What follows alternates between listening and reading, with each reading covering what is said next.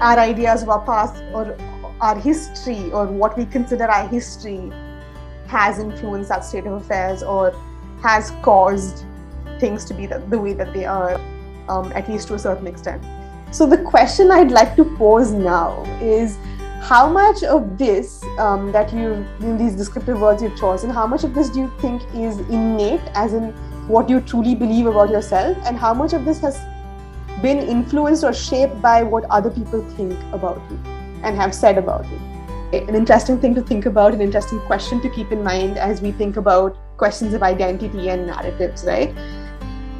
So where the past comes into this is, how has what people have said about you in the past, or told you about in the past, or stories that people have told you about yourself in the past, like how has that affected the way that you view yourself and the way that you conduct yourself and act in front of other people, right? So that's the question, right?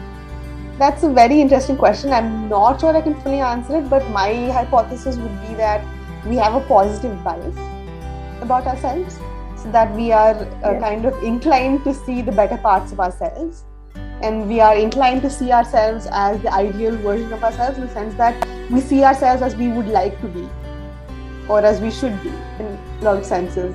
So if for me the qualities of empathy and intelligence and openness are important, then perhaps I see myself as being intelligent and empathetic and open, and perhaps because I see myself that way, I try to be that way. So there is kind of, that kind of confirmation bias and positivity bias, like that's happening there.